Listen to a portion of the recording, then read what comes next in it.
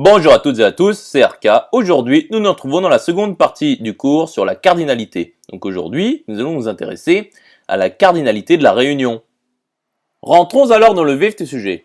Donc soit A, B, deux ensembles tels que cardinal de A, cardinal de B appartiennent à n étoile 2. Donc démontrons que cardinal de A union B est égal à cardinal de A plus cardinal de B moins cardinal de A inter B. Donc voyons le cas numéro 1 lorsque A inter B est vide. Donc appliquons une récurrence sur cardinal de B. Donc posons n égale cardinal de B. Donc pour n appartenant à n étoile, soit la propriété Pn qui nous dit que pour tout B non vide, cardinal de B égale n et A inter B est vide, implique que cardinal de A union B est égal à cardinal de A plus n. Voyons alors l'initialisation lorsque n égale 1. Donc B est égal à un singleton contenant petit b. Donc cardinal de A union B est égal à cardinal de A union le singleton petit b. Or, petit b n'appartient pas à A, car A inter B est vide. Donc, pour tout A de grand A, c'est-à-dire tout petit a de A, petit b est différent de petit a. Donc, il s'agit alors d'ajouter un seul élément distinct de tous les éléments de A. Donc, A union le singleton petit b contient exactement cardinal de A plus 1 élément 2 à 2 distincts.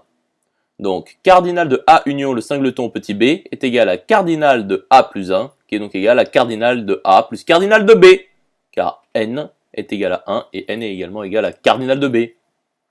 Passons alors à l'hérédité. Donc, soit n appartenant à n étoiles fixées tel que Pn soit vrai. Donc, cardinal de B est cette fois égal à n plus 1. Donc, B est non vide. Donc, il existe un élément x appartenant à B. Donc B privé du singleton x est exactement B auquel nous avons retiré un élément qui est ici x. Donc cardinal de B privé du singleton x est égal à cardinal de B moins 1 qui est égal à n plus 1 moins 1, ce qui est égal à n. Et cardinal de A union B est égal à cardinal de A union B privé du singleton x union le singleton x. Ce qui est égal à cardinal de A union B privé du singleton x plus 1 en appliquant le même raisonnement que dans l'initialisation. Et A inter B privé du singleton x est inclus dans A inter B qui est vide. Donc, cardinal de A union B privé du singleton x est égal à cardinal de A plus n par hypothèse de récurrence, ce qui est égal à cardinal de A plus cardinal de B privé du singleton x.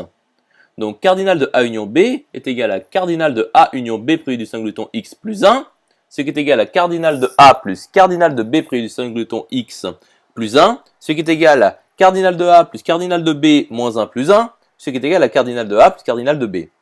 Donc, en conclusion, en reprenant le A et B au début du cas, tel que A inter B est vide, nous avons cardinal de A union B égale cardinal de A plus cardinal de B, ce qui est bien égal à cardinal de A plus cardinal de B moins cardinal de A inter B. Comme A inter B est vide, le cardinal de A inter B est égal à 0. Intéressons-nous alors au cas numéro 2, lorsque A inter B est non vide. Donc montrons que A union B est égal à A privé de B union B. Donc voyons l'inclusion directe. Donc soit x appartenant à A union B. Donc voyons le cas numéro A lorsque x n'appartient pas à B. Donc x appartient à A et x n'appartient pas à B. Donc x appartient à A privé de B. Voyons alors le cas numéro B, petit b, lorsque x appartient à B. Donc x appartient à A privé de B union B. Donc voyons alors l'inclusion réciproque. Donc soit x appartenant à A privé de B union B quelconque. Donc voyons le cas numéro A lorsque x n'appartient à A privé de B. Donc x appartient à A qui est inclus dans A union B. Voyons alors le cas numéro B, c'est-à-dire petit b, où x appartient à B. Donc x appartient à B qui est inclus dans A union B. Donc A union B est égal à A privé de B union B. Poursuivons alors la démonstration. Donc cardinal de A union B est égal à cardinal de A privé de B union B. Ce qui est égal à cardinal de A privé de B plus cardinal de B, car A privé de B inter B est vide. Et montrons que A est égal à A privé de B union A inter B. Donc voyons l'inclusion réciproque. Donc soit x appartenant à A privé de B union A inter B quelconque. Donc voyons le cas numéro A lorsque x appartient à A privé de B.